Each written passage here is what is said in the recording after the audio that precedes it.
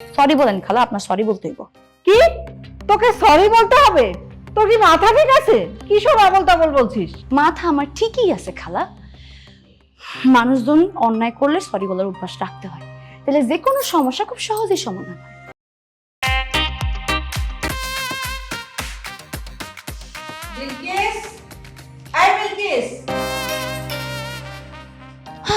জি খালাম্মা কোন? তোকে না বলেছি বাসার কোথাও যেন এক বিন্দু ময়লা না থাকে? সোফায় তো ময়লা কেন, আর সবকিছু এলোমেলো কেন? এলোমেলো? খালা আমি আপনাকে বাসায় কতদিন ধরে কাম করি? 2 বছর।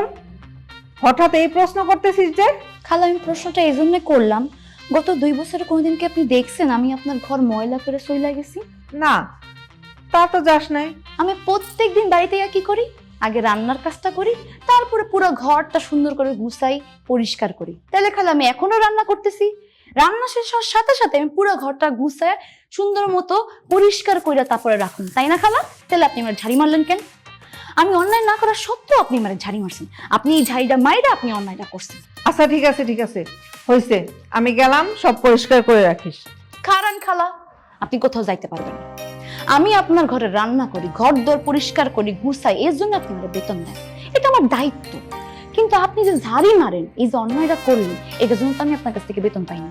সরি বলেন খালা, আপনার সরি বলতে হইব। কি তোকে সরি বলতে হবে? তোর কি মাথা ঠিক আছে? কি সব আবল তাবল বলছিস? মাথা আমার ঠিকই আছে খালা। মানুষজন অন্যায় করলে সরি বলার অভ্যাস রাখতে হয়, তাহলে যে কোনো সমস্যা খুব সহজেই সমাধান হয়। আচ্ছা বাবা, সরি, আমার ভুল হয়েছে, তুই আমারে ক্ষমা করে দে। তুই পরিষ্কার কর, আমি এখন গেলাম।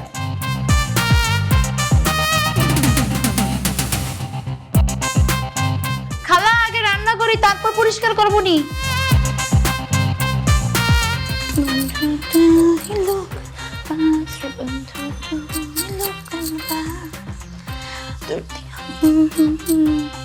ঘর ধরে রান্না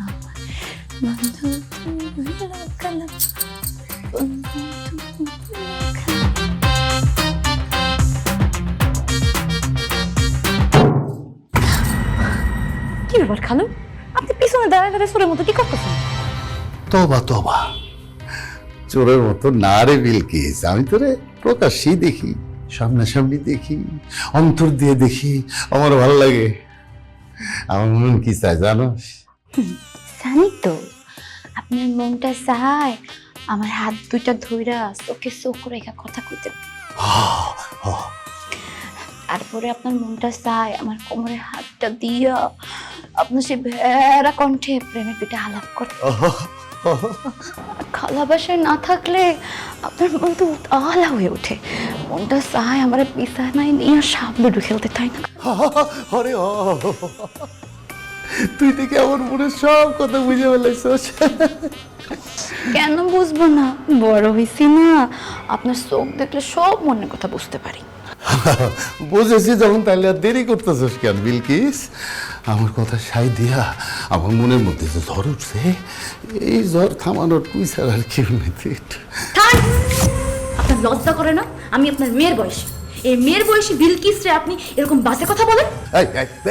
কি বলতেছিস এসব? বলতেছি যে কয়েকদিন আগে পাশের বাসার ভাবির সাথে প্রেমের আলাপ করতে গিয়ে আছে, খালার হাতে ধরা খালেন, তারপরে খালা আপনার জুতাটা দিয়ে যে আপ্যায়ন করলো, বুঝলে গেছেন খালু? এখন আপনি আমার সাথে যা করতেছেন, এটা যদি আমি খালারে কই, খালা আপনারে কি পরিমাণে আপ্যায়ন করবো আপনারা কি বুঝতে পারতেছেন? নাস্তা দে আমারে।